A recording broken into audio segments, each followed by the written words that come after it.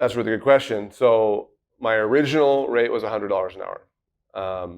When I started my business, I was very nervous about pricing, and I had a couple of friends that were in the trades, and I had a friend that did wildlife control, and he was charging $150 an hour, and I was like, oh wow, that's really interesting.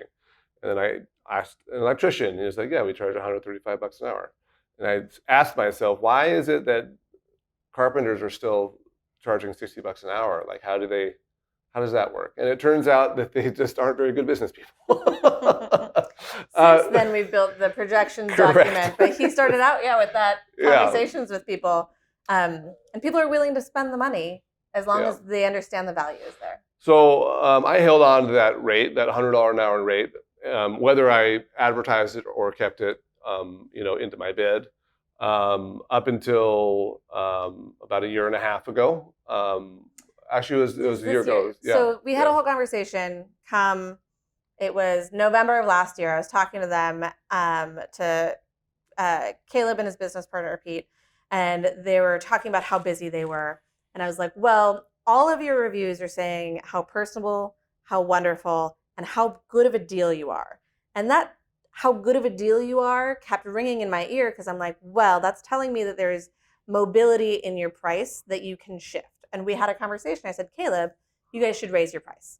And he goes, well, yeah, maybe like $105 an hour. And I was like, no, wrong. And he's like, well, okay. And he's like, I was like, try $125 an hour. And he was like, I don't know if people will do that. And I was like, using one of Caleb's favorite things to do, which is create a opportunity window.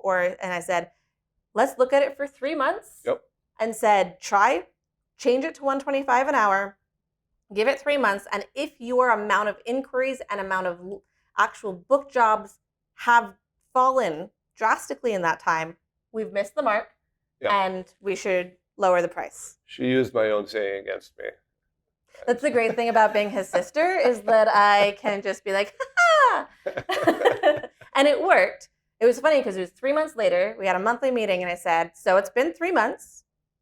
How's your guys' amount of work dropped? And they go, no. Nope. Our amount of inquiries have gone up, the amount of yeses have gone up, and our profits have gone up because we literally raised the rate from $100 to $125 at the same time switching it to a bid. So there was a lot of there's one other little bit of context in there that I'll mention is what you can do if you're both hourly and bid work depending is nobody sees your hourly in a bid. So if you want to test something, you can have your hourly rate at $100 an hour, but then whenever you bid everything out, then you give the bid price of what you're hoping to for get us, to. it's $125 an hour. So we said, okay, let's bid everything at $125 an hour and see if there's friction with customers. Yeah. And that was sort of a hidden way to test the market, basically, where we didn't have to commit to the $125 an hour because you don't want to say $100, $125. You want some price consistency, I think. But that was a way that we were able to test that without messing with our pricing.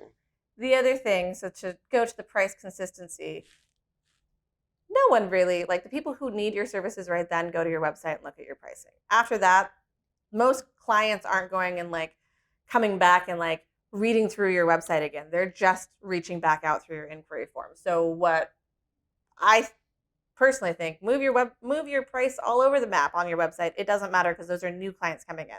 But for clients that you've worked with for $100 an hour and then they come back and your rates changed, you have a conversation with them and say, hey, Stuart, so glad you're coming back. This is amazing. Just to let you know, our rates have gone up. We're going to go ahead and do this last job for you at the rate that you're used to. And then moving forward, we're going to be at $125 an hour. And it comes to client communication and trust. That client saying, oh, you're letting me know and you're giving me a good deal because your rate has changed.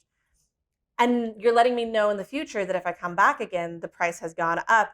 And you're just building trust because there's that transparency there. And I think that matters a ton more than necessarily how much it matters if your price changes on your website up or down.